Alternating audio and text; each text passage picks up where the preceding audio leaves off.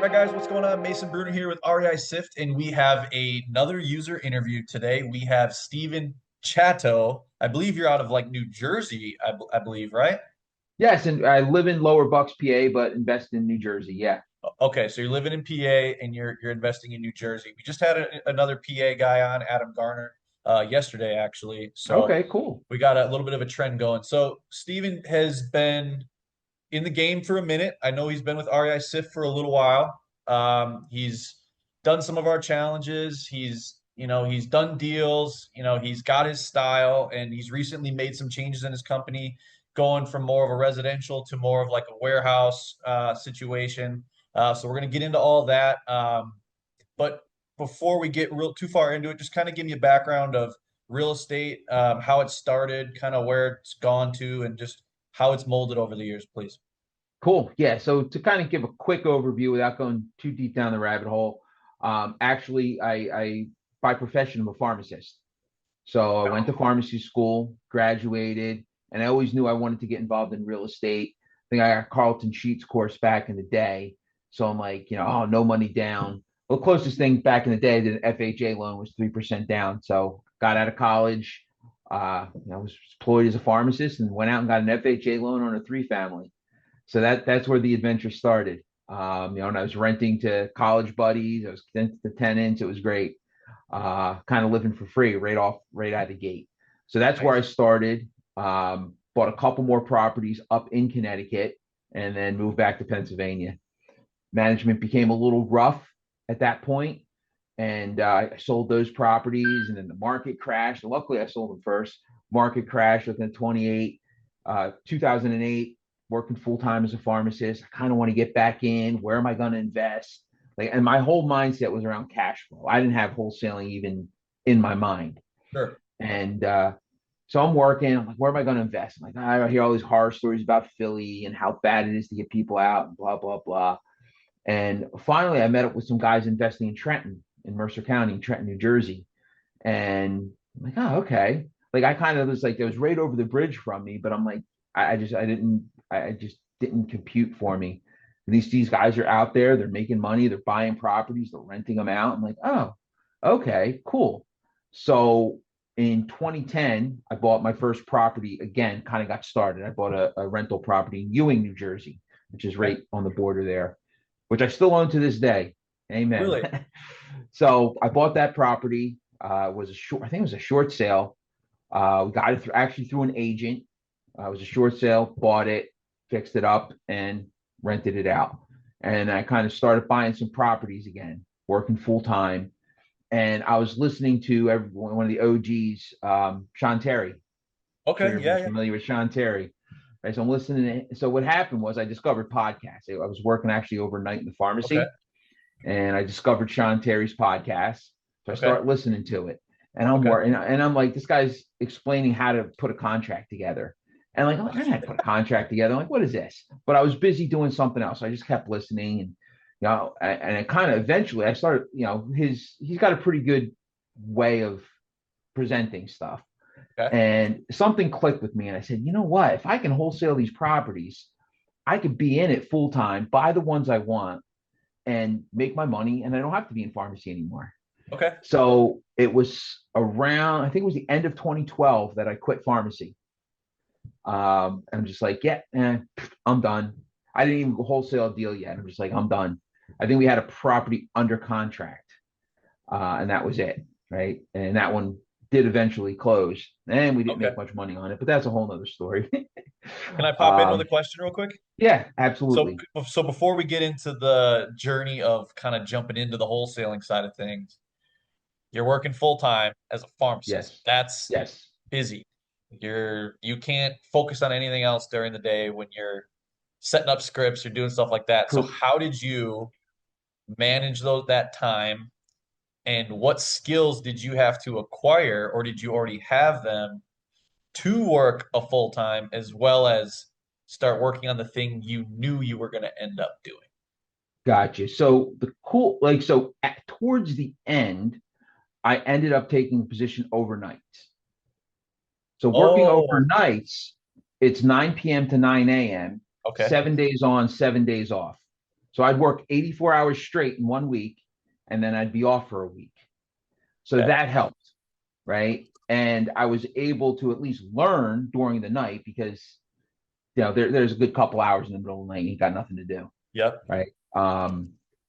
So that helped. And I partnered up with someone who did not have a job, Okay. right? So I was able to kind of fund the marketing, right? And I was able to have them be the person running around doing whatever needed to get done. So there's like a partnership. I've always had partners in Okay. different aspects of my businesses. So yeah. So long story short, yeah, I partnered up with people that had the time because I was able to have the income. Okay. So do you, looking back on that, was that, well, it sounds like you've always partnered even after that. So you would say that that is a good option for someone that's maybe thinking, well, my time's limited, but maybe I have the cash to maybe fund someone who's equally as motivated or has the time. Is that something you'd maybe suggest still, or So there's a couple things with partnerships, right? There needs to okay, be clearly defined roles of who's okay, doing what.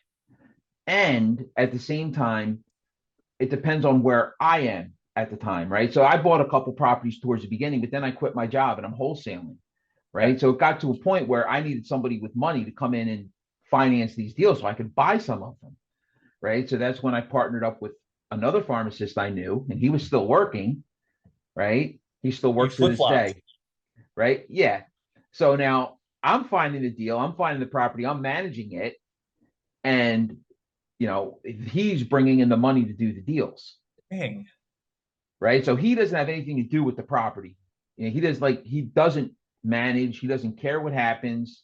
He just puts up the money and gets his piece of the pie, and then I'm running the whole thing, Okay, so right? you kind of went from like a private money situation where you were kind of doing it almost to Yeah. being the guy running the marketing who needed the guy that was the private money. Okay, so Yes. once you're there, then you became full-time wholesaler. What happened after that? How did that scale look? Yeah. So so again, I gave up. I'm like, I'm done with pharmacy. Forget it. I'm out. This is what I want to do. Right. And I actually sat down with a friend of mine because I'm like, it's a hard decision, right? I got a family, I got kids. Like, what am I going to do? So I sat down with a buddy of mine, and I remember to this day, we're sitting in his office, and he's like, yeah, you're a smart guy. You're not going to end up on the street. I'm like, yeah, you know what? I'm probably not going to end up on the street. Like, it'll get figured out, right? It'll get figured out. So that was like, okay, so I got up a little bit of a nest egg, started wholesaling. And, it's not easy to start wholesaling. Like, there's months that, like, wow, this month is phenomenal. I'm closing all these deals. And then they got crickets for months, Yep. right? And it's like getting that going. And then I don't have like the cash flow that I have now from the properties. So it took a while to get through that and like kind of figure it out. And there were times that were tight. There were times that were real tight that okay, let's figure this out. And it always works out. But yeah, it was definitely a challenge to transition like that. What do you think that time frame was roughly? Because that, I mean, the real It putting that into perspective is important. it yeah. So that I would say like there was probably you know again, because I had a nest egg of money set aside, Yep. right? And I Yep. already had some properties. So I would say that it took me about 2 years, right? And then that's when things kind of like, okay, I need to really get this Fair. moving. I need to do more deals. Like I didn't like just come out the gate and I'm doing 100 grand. Like Yep. it's like it's a real grind, right? So the first 2 years is starting to like, okay. And then that third year was really tight. That third year was like, Okay. and then after that, so two things happened is I found another partner, right, to fund deals, right? So that helped me purchase a bunch of properties starting, I think, around 2016. So then, like 2016 is when I really started buying property. So that's starting to increase my cash flow. And Okay. then at the same time, okay, I'm kind of getting my feet like under who everybody is, who I'm talking to, how to like get everything to work. The guru's like, oh, it's so easy. Get a contract there, you sell it, done. And there's a lot to learn in the process. right? There's a lot to learn in the process. And it took me that long to kind of really get my Right. legs under me and get a solid foundation.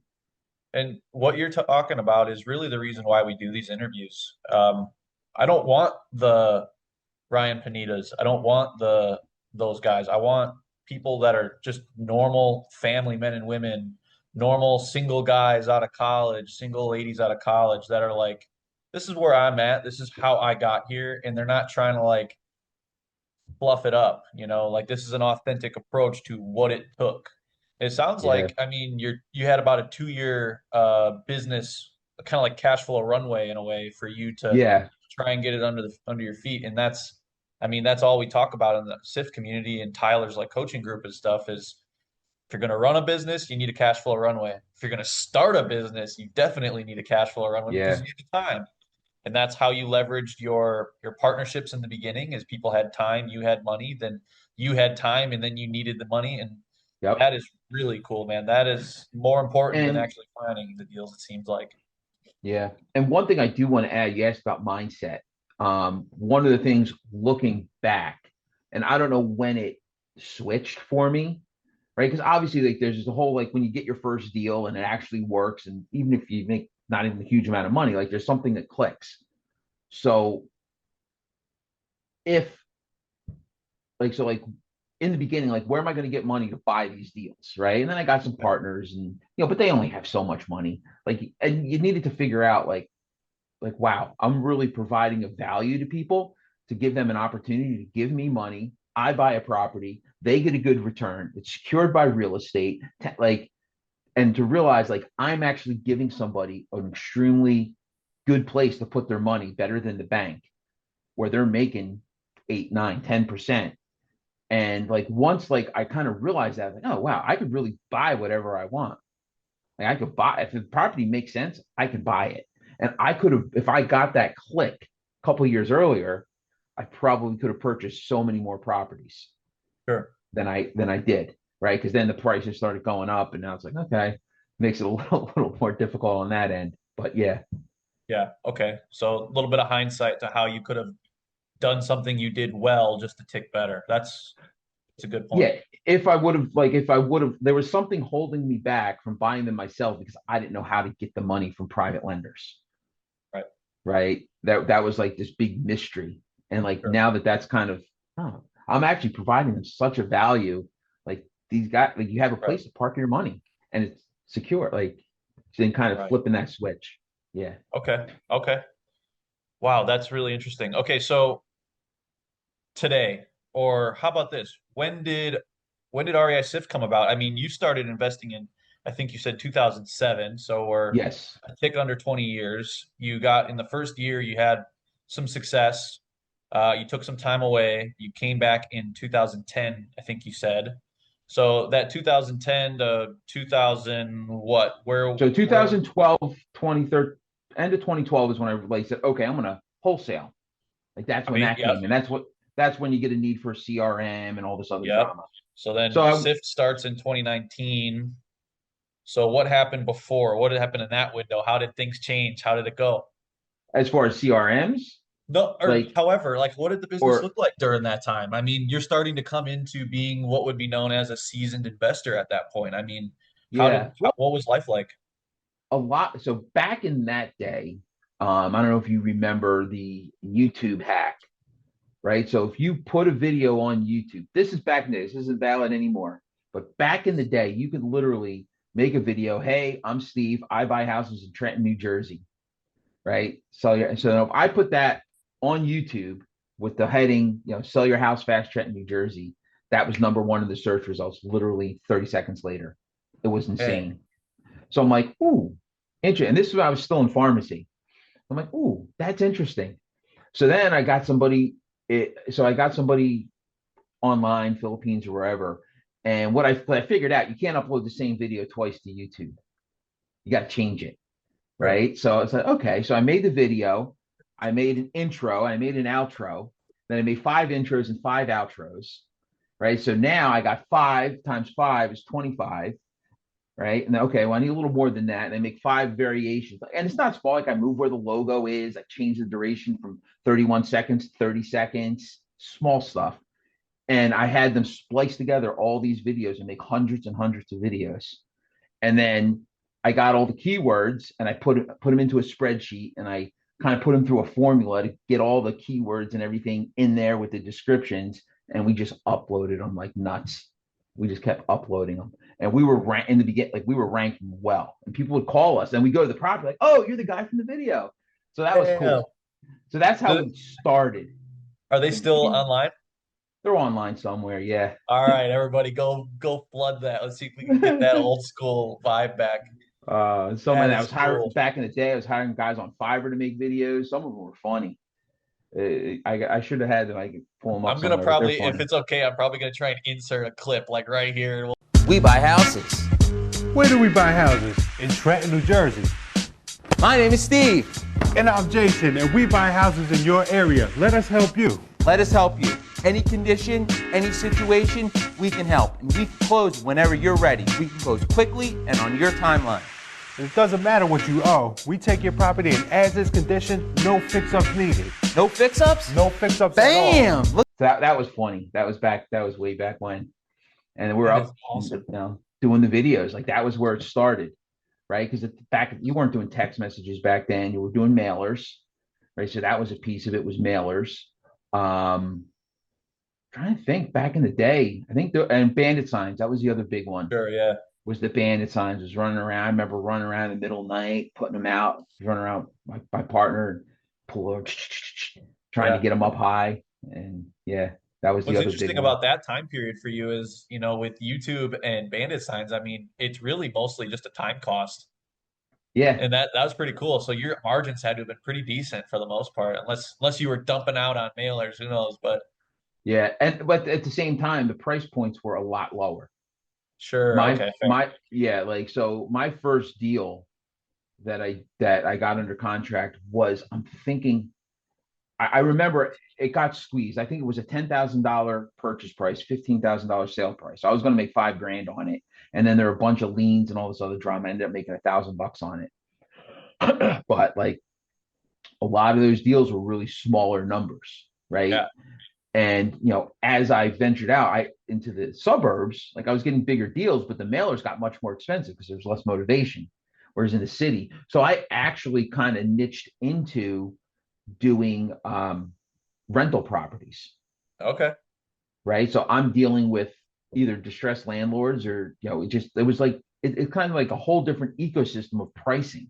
It's not like there's even a retail and like an ARV. Like there's just everybody who buys there is an investor. There's not many homeowners buying, Sure. right? So it was it's an interesting kind of niche, Yeah. you know. Do you think what do you think would be the equivalent now to that kind of like, I don't know what to call, I don't know what the right way to call it would be, but that kind of marketing you were doing where it seemed like it was just time investments. Do you think that's still applicable now? I mean, obviously there's still door Absolutely. knocking and bandit signs, but for the people that are like, oh, well, I'm just starting out, I can't leverage this crazy YouTube hack. I mean, what's the equivalent in your opinion? So I think right now Facebook is big. Just posting on Facebook and If you want to get involved, I know plenty of people who get a lot of deals. We actually had an investor from Central PA come out and speak at our meetup, and it's all he does is Facebook, right? And he just goes in these groups like, "Hey, I'm looking to buy a house." He's in all, and people reach out to him. I know investors that have done deals off Facebook. So there's always a way to do it, right? It's just you don't want to spam people, right? I mean, that was kind of a little bit, it wasn't really spam. It was kind of spamming YouTube, but not really spamming people. But you don't really want to spam people, but you also like, there's ways to get out there, yeah. right? I mean, yeah, absolutely. Cool, cool. Okay, so that journey went on for a while, and then what was kind of the next, mold in your career? I mean, what were the big things that were changing about you as a businessman that you were finding, and how was things? Was there a moment where like you got a deal where you were like, maybe put back on your heels like, holy cow, like I just got this deal? Like, was there any real big ones like that popped up that really shocked you? Yeah, I mean, we had our first big deal that we did was a $59,000 spread. That was our first big deal, and there was a lot associated. Like it was interesting because it was I don't even remember where it came from. To be honest, this is the first big one. I don't remember where it came from, but I do remember. It's like we were going back and forth, and we just said, we'll send him a contract. We sent him a contract, I think, for 100,000, and he gets back. He gets back to us on Monday. He's like, oh my, or no, maybe it was under 100, maybe it was like 90 something. Okay. And he gets back to us on, Monday. We get back in the office. He gets back to us and says, oh, my brother, somebody's gonna buy it for 100. We'll give you 101. He's like, oh, okay, okay. Send him the contract. Got it under contract, and we ended up getting it sold for 160. Obviously, made 59 on it. And it was like it was great. It's weird. The deals that I've made the most money on are the deals where nobody knows what it's worth, right? Because the seller doesn't. Nobody knows what it's worth. Like, okay, well, it's got to be worth at least this. You kind of make an offer, and then like buyers look at it, and I can't think for a buyer, especially a buyer who's going to flip it. They might think it's going to be worth 300. They might say, I'm going to put it, if it's in a nice, because this was in a nice neighborhood, they might want to put a second floor on it. Who knows what they want to do and like how they're going to figure out the values. So it's like, if nobody knows what it's worth, there's usually I make a bigger spread, Yeah, that's awesome, man.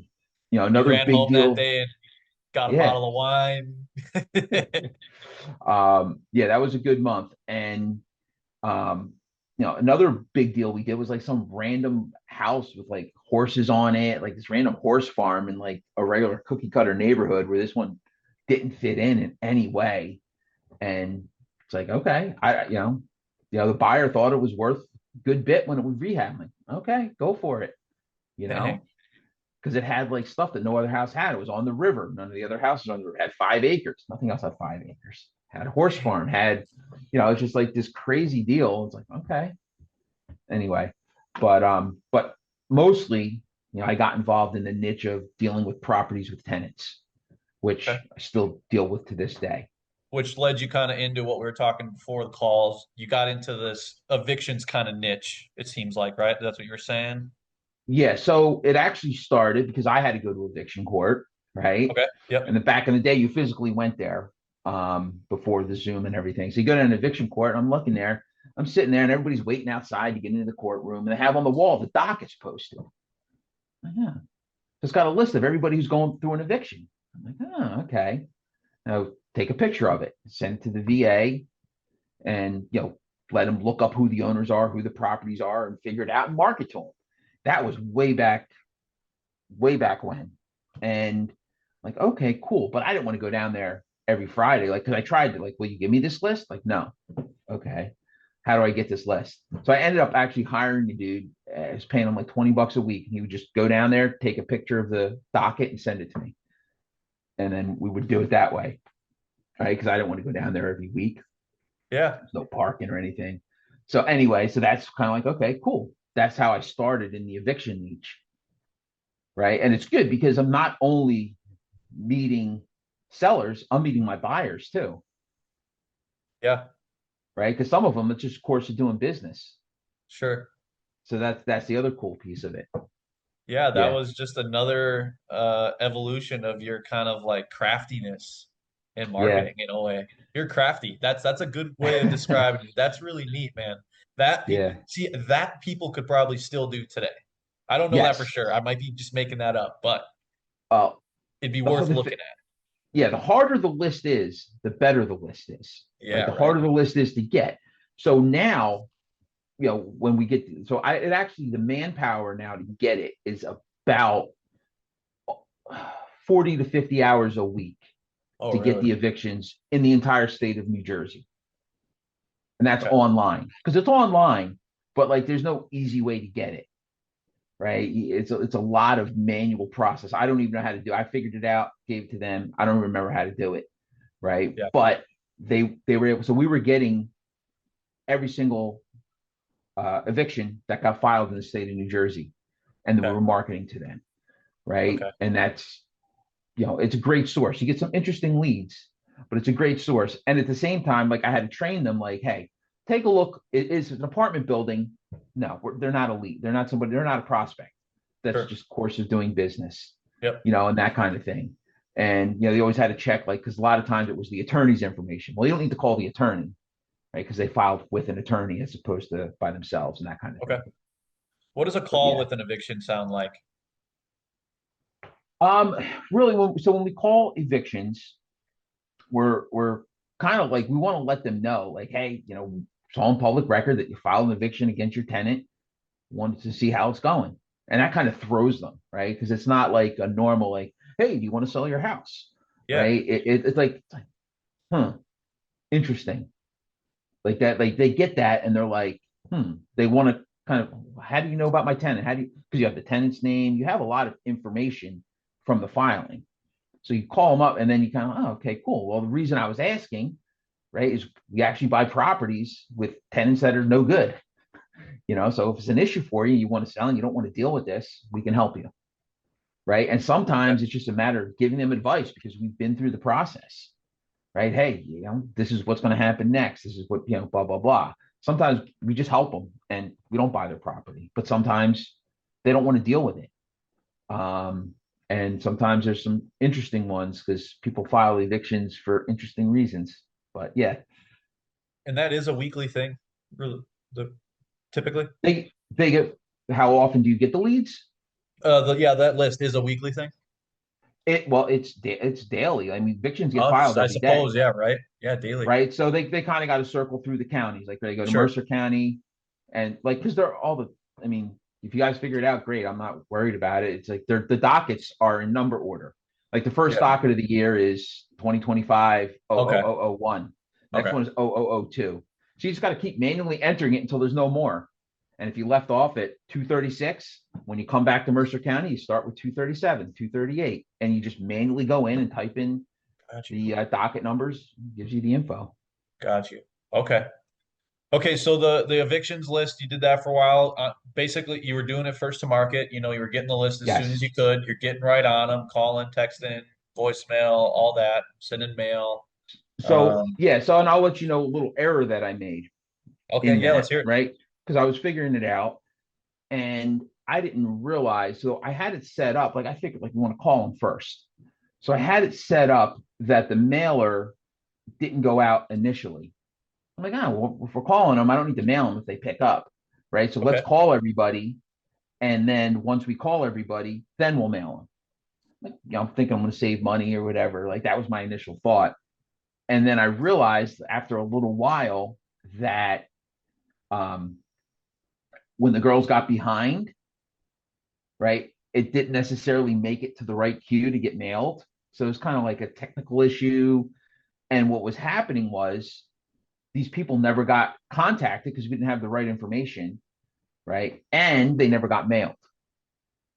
Got you. And evictions are extremely time sensitive, right? So they okay, they have this person that hasn't paid. Okay, they haven't paid.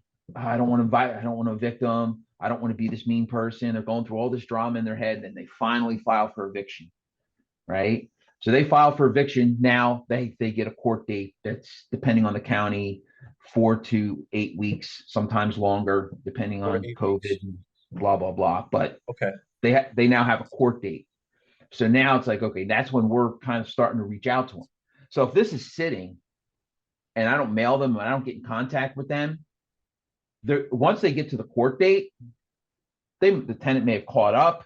A lot of things may have happened, right? They may be like, oh, okay, I won. I'm going to be able to have them out in 2 weeks. Like who? Like because they don't know the process 100% and what's going on. But like it could move along. So I need to make sure I mail. So we changed it and like we mail them initially, period, because there's that sensitive timeline. And then we had the second mailer, I think was 6 weeks later, Okay. right? Because again, sometimes things get delayed, but like after a certain amount of time, like if I have an eviction lead that's 3, 4 months old, not necessarily a motivated lead anymore. You kind of need to hit them in that time frame, which is kind of Okay. one of the reasons I wanted to switch to REI Sift is because I can kind of control that. and how easy it is for them to make the calls just by clicking on it with the smartphone integration. That was the biggest reason I switched, because my previous CRM was, they had to like highlight it, right click, and all this other drama. And it doesn't sound like a lot, but I'm trying to think of the word for it. The comfortability of them and their work environment. Like it's easy to say, oh, they can just do that. It's not that hard. But like stuff like that makes a difference. Ergonomics, that's the word I'm looking for. Okay, yeah. They need to have an ergonomic workflow, right? So that was one of the huge reasons. And I'm probably a little bit, so there's only so many eviction leads, right? So I need to talk to as many of them as I can. And if I need to talk to as many of them as I can, I need to, because I remember when I first switched over, I tried the smart dialer. And I think any dialer, when you're getting a call from the dialer, there's that pause. Like you pick up, hello, nobody's there. Hello. And finally, oh, hey, looking for, like, okay. And so I tested it and I'm like, no, I'm like, they were spending so much time, effort, and energy to get these few amount of leads, right? Because there's not a huge amount. It's like, I think it averaged out to like 20 or 30 a day. Like there's not a huge amount. So just call them, right? Just manually click on each number, call them manually. And that's kind of been my mindset. Because if the phone rings and somebody picks up, I want to talk to them. And it takes longer. Like, so if I'm somebody that has a huge list of 10,000 people to call, yeah, go ahead, throw it in a dialer. But if you have a specific niche, you don't necessarily need a dialer. I'll put it like that. One call at a time. Yeah, just one call at a time. Okay. Absolutely. That was very interesting. I do feel like it's necessary to make it clear. All right, when you're sending mail, you're sending mail to the owner's address, not the property where the eviction is taking place. I just feel like that needs to be clear. Okay. Yeah. And because they get mad because because you got to be careful, because like sometimes like the owner lives on the first floor and the tenant lives on the second floor. Like there's deals like that. Different, yeah. And like because we've got people mad at us. I don't know if I have any here, but like the postcard would go out, and it says so and so has not paid their rent, and and then like the tenant would get it, and then like, they'll be all upset or like whatever. Like it happens. You do the best you can, but you got to send it to the mailing address, and sometimes the owner lives at the house. Okay. Like sometimes they're evicting like a roommate. Like there's all sorts of weird situations. Yeah. You could really stir the pot with a one bad mail, dude. Stir the pot and then lose a potential deal. Okay, so the evictions is very clear. Now you're on a new journey in real estate. Yes. What's the new journey? What's the approach? So how's it been going? Yeah, so we decided we wanted to add at least a zero, right? Yeah, to make a 20,000 deal, $200,000 deal. You need to do bigger deals. And where do you get bigger deals? So we decided to get into industrial/commercial type of deals. So I'm like, okay, cool. So how do we do that? So we actually are working with a gentleman who's been doing them for a couple of years now. He kind of transitioned over from houses to industrial. So we're kind of learning under him and what to do. So, but we're applying our own little niche of how we do things. Okay. So right now that, 40 to 60 hours that was spent on finding the eviction leads, that now those VAs are spending their time finding the owners of these properties, because that's a whole different ballgame. Because now it's like you look up an industrial property, it's not owned by John Smith, it's owned by some LLC. Yeah. And then the mailing address for that LLC is like some other industrial building. Yeah. And like who owns that LLC? And then every state has different like ways to look it up if it's even available in some states. So they've been spending a lot of time figuring out how to figure out who to call. Right. That's what a bulk of the man hours is spent, is figuring out who to call. Yeah. And that's been working out really well. So that like a lot of people don't put in that time, effort, and energy. They just get a list, they skip trace it and get who they can. I'm like, that's great, but there's only so many, like there's a lot less warehouses than there are houses. Mm-hmm. So it's like, okay, I need to get through this list. So we found one particular way that was working pretty well to find the owners. So we did that. We were going through the whole country. moving through. And then my VA, oh, I figured out something else. So before we continued through the country, we stopped and we went back to our list we had and see who we could find. We've actually been pulling the most recent data from SIFMAP because it's right on Okay. there, right? Awesome. Warehouses, right? I'm like, okay, cool. And then one of the early mistakes I made, because we kind of started with self-storage, and one of the early mistakes I made was I didn't put a size.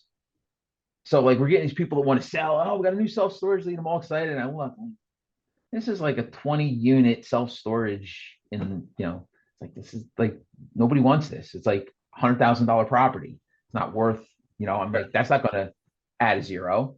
Right. So we've been focusing on warehouses, 50,000 plus, right? We want the bigger, the better.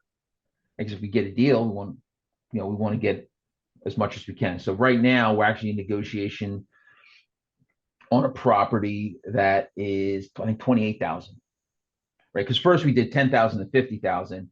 And then I'm like, and that's when we kind of started having the issue with the smaller leads coming in. Yeah, you know what? 50,000 plus. Let's go for the bigger ones, because it's the same, it's all the same, and it's great because it's a different conversation. These people are investors, right? They have a different mindset. Yeah, you're dealing with people that maybe already have a form of wealth. It's probably a little straight to the point more so than it's not. Something that I'm curious about, or that maybe I'm noticing, is the difference between the evictions and the like the warehouse and commercial aspect. Is with the evictions, to sum it up into a single word, you were focused on speed, whereas this, you're a little more focused on depth. You have Yes. to dig or you have to climb. Like Jaime Lazcano, you know who he is. When he spoke at SIF Summit a couple of years ago, he talked about how his strategy is for speed. He's a first to market kind of guy. He compared it to like an apple tree orchard. If everyone's at the start line and goes, some people have a small bag and running shoes and running shorts, and they run as fast as they can and grab all the apples they can get as fast as they can. He goes, some people bring a ladder and climb to the top of the tree. Both are great strategies. It just depends on what you want. So it sounds to me like you're putting a ladder on the tree and you're working your way up. Maybe even you have to exit the ladder sometimes and climb a couple branches yourself. But the point being is that's how you get those extra zeros. And Yeah. that's really interesting. It's kind of a cool way to think about it too. And it's Yeah. cool that you're so excited about it and you're already having good success. So it's really cool. Yeah. It's amazing. And they're getting so many more, they're getting so many more leads, right? As prospect is just somebody we want to call. A lead is somebody that says, I want to sell.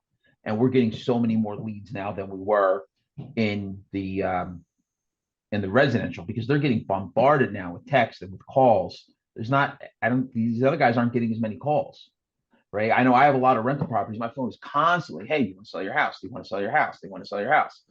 And I'm sure that they're getting the same thing. So there's a lot more morale within the cold callers because they're getting leads. Like, it's like we're getting one or two a day. It's like, wow, like this is great. The entire company has got a better morale, as Absolutely. well as the revenue has a better morale too.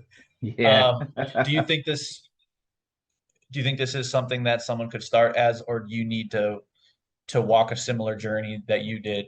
Um, So as I said earlier, with my mindset, when that switched with the private money and I should have been able to purchase more than I wholesaled, right? I would say that it's important to have an idea of where you want to go, because I think I, I I see a lot of newbies come into real estate and they get led into quote unquote wholesaling, which can be great, but they're like, well, why wholesale? Oh, you don't need money. Like, there's all these gurus trying to get out there and get people into wholesaling. Everybody wants the wholesale thing. And it's like, it's a business. It's completely different. It's a marketing business, right? It's not it's real estate, but kind of, sort of. So that being said, it's like, what do you want to do? Like, where do you want to go? Right. And if you focus on that, like, if you want to be like, if you ultimately you want to be a landlord, you want to own 100 properties, like, wholesaling may be part of what you do, but maybe no, maybe you need to figure out how to, get in contact with wholesalers so you can find deals and figure out how to find money and focus on that. Right. So it depends on, I think too many people get into wholesaling because they think that's the path that they have to take, right? And I would say figure out where you want to go and then draw out that path, right? Some people, it's like I talk to people, like wholesaling is not for them, but like that's what they're told they should do. Sure.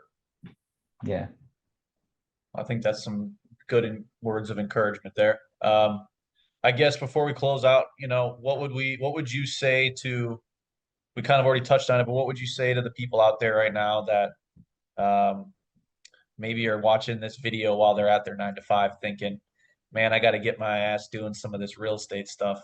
What would you maybe say to those people? So I know a lot of times I struggle with perfectionism, right? And I had to fight that for a while, right? Oh, I got to get the CRM set up and I got to get this and I need to get all these pieces together. And I end up with 10 or 15 projects at 50 to 80% and nothing, zero at 100%, right?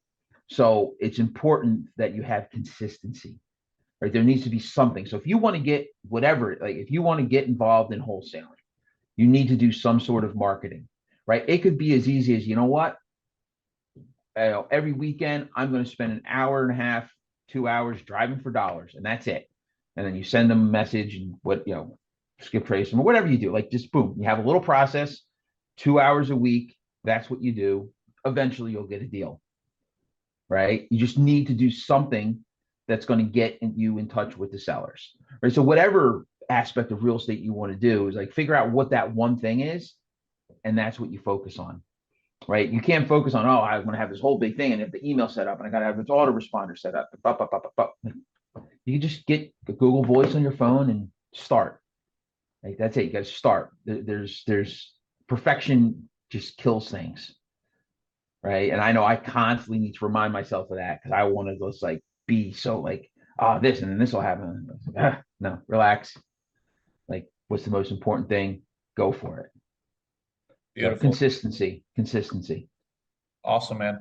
Well, I appreciate you. This was great. Absolutely. This turned out really well, man. I hope this was valuable to those of you that are watching. Obviously, leave a like and subscribe to the channel. We'll probably have Steven on in a handful of months from now, just as a follow-up, hear about the commercial strategy, the warehouse, and see how Absolutely. things are going. And we'll see you guys in the next interview, which should be probably next week.